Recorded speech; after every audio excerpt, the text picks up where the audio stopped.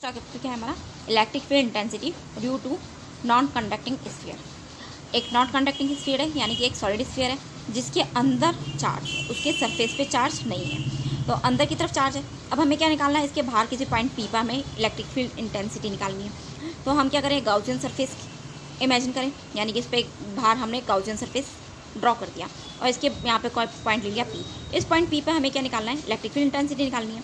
तो हमने क्या बोला, पहले ई की डायरेक्शन हम देख लेते हैं। इलेक्ट्रिक फील्ड लाइन्स की डायरेक्शन यहाँ पे पॉजिटिव चार्ज है, तो इसमें क्या होगा, हमेशा बाहर की तरफ आउटवर्ड, तो आउटवर्ड ई की डायरेक्शन बाहर। और ना एरिया वेक्टर है, एरिया वेक्टर की भी डायरेक्शन क्या होगी, नॉर्मल टू द सरफेस। ये इसका सरफेस, तो इससे नॉर्मल टू द सरफेस यानी परपेंडिकुलर सरफेस, तो ये भी बाहर की तरफ। तो दोनों की डायरेक्शन क्या होगी, सेम।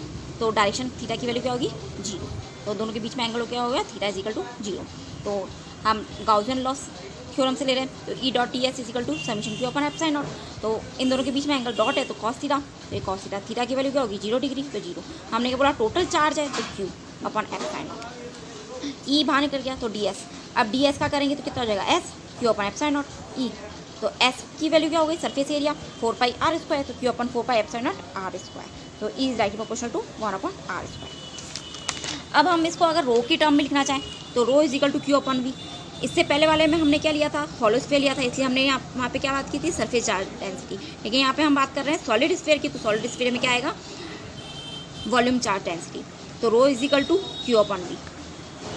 तो यहाँ पे Q is equal to rho V, V की जगह रख दें 4/3 पाई आर क्यू। अब इसको हम क्या रख दें, इस क्वेश्चन 2 को इक्वेशन 1 में रखा है। इक्वेशन 1 कौन सी है हमारी, ये Q upon 4 pi epsilon naught R square. इस क्यू की जगह रख रहे हैं, क्यू की जगह हम क्या रख रहे हैं, rho 4/3 pi capital R Q, ये रखा। तो ना 4/3 pi R Q, 4 pi epsilon naught R square. 4 pi से 4 पाई कैंसिल, तो क्या आ गया, rho R Q upon 3 epsilon naught R square. Rho की फॉर्म में पूछेंगे इलेक्ट्रिक फील्ड इंटेंसिटी, तो ये होगी, और हमें चार्ज के फॉर्म में पूछेंगे तो ये होगी, ठीक है। अब सेकंड केस है सरफेस पे, यानी कि एक हमारा सॉलिड स्फीयर है जिसके अंदर का है पी पॉइंट पे, ये इसके सरफेस पे। तो यानी कि ये स्मॉल आर इसकी रेडियस के कैपिटल आर की क्या हुई, इक्वल हो गई। तो यहाँ पे हम क्या कर दें, इसकी जगह रखें, स्मॉल आर की जगह क्या रखें, कैपिटल आर। तो हमने रख दिया कैपिटल आर स्क्वायर, ये कैंसिल हो गया, तो क्या बचा आर। अगर ये तो हो गया रो की फॉर्म में, इलेक्ट्रिक फील्ड ना क्यू की फॉर्म में लिखना है, तो हम क्या करें, इस स्मॉल आर की जगह रख दें। तो Q upon 4 pi epsilon naught, small R की जगह रखें कैपिटल आर, तो कैपिटल आर स्क्वायर। तो Q upon 4 pi epsilon naught capital R square. ये सेकंड केस। अब थर्ड केस है।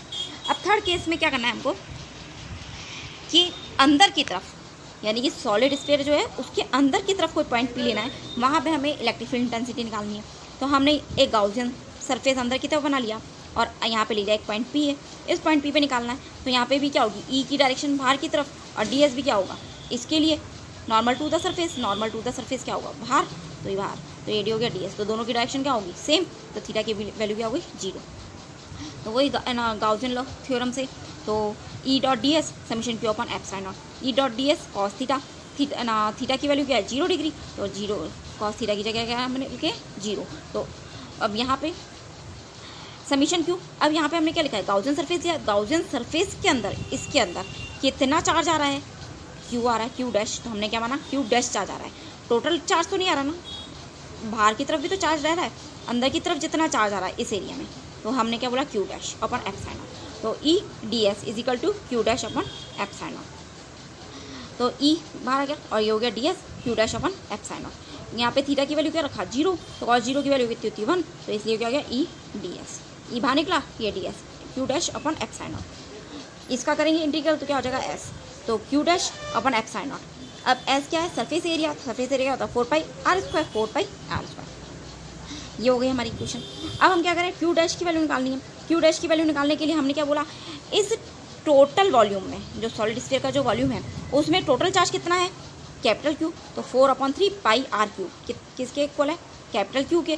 तो 1 मीटर क्यूब के इतने वॉल्यूम के अंदर है कैपिटल क्यू चार्ज। तो 1 मीटर क्यूब में कितना चार्ज होगा, Q upon 4/3 pi R cube, यही होगा 4/3 पाई आर क्यूब। चार्ज के ना इतने वॉल्यूम में कितना चार्ज है, कैपिटल क्यू। तो 1 मीटर क्यूब वॉल्यूम में कितना चार्ज होगा, तो Q upon 4/3 pi R cube, ये चार्ज होगा।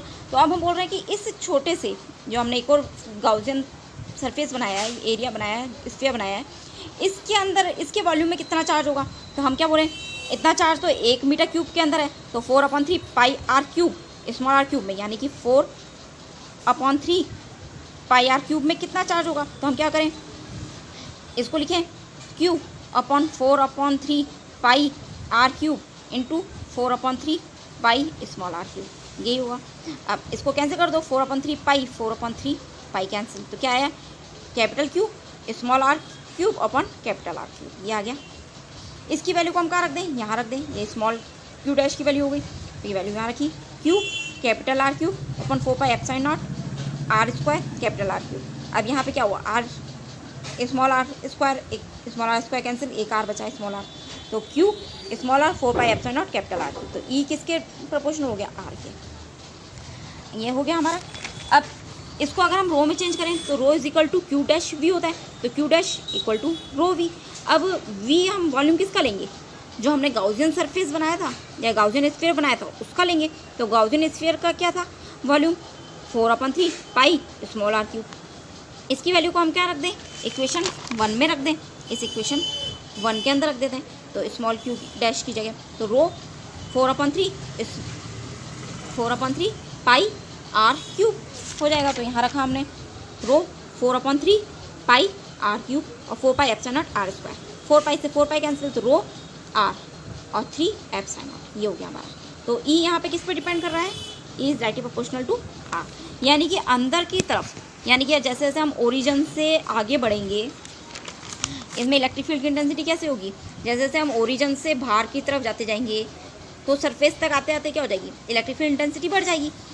अब बाहर जाने पर क्या होगी, कम होगी, क्योंकि बाहर की तरफ तो कोई चार्ज है ही नहीं, तो यानी कि सरफेस तक तो हमारे पास चार्ज है, तो यहाँ तक तो आते आते इलेक्ट्रिक फील्ड इंटेंसिटी क्या होगी, बढ़ती जाएगी, लेकिन जैसे जैसे हम बाहर जाएंगे तो इलेक्ट्रिक फील्ड इंटेंसिटी क्या होगी, कम होती जाएगी। तो यही हम ग्राफिकल रिप्रेजेंटेशन कर रहे हैं। तो R is less than R, जब चार्ज ना पॉइंट कहाँ है, स्फीयर के अंदर है, तो इलेक्ट्रिक फील्ड इंटेंसिटी क्या हो रही है, बढ़ती जा रही है, बढ़ती जा रही है, बढ़ती जा रही है, और कहाँ तक आते, सरफेस पे आके, यानी R equal small R equal to capital R हो गया, यानी कि यहाँ पे सरफेस पे आ गया, सरफेस पे क्या हो गई, इलेक्ट्रिक फील्ड इंटेंसिटी ज़्यादा हो गई, और फिर जैसे जैसे हम बाहर जाएंगे तो इलेक्ट्रिक फील्ड इंटेंसिटी क्या होती जाएगी, कम हो जाएगी, क्योंकि आर क्या था, ई इज ई, यहाँ क्या लिखा है, outside directly proportional to 1/r square, और ये E inside R, E maximum लिखा है, या ई सरफेस भी ले सकते हो, ओके।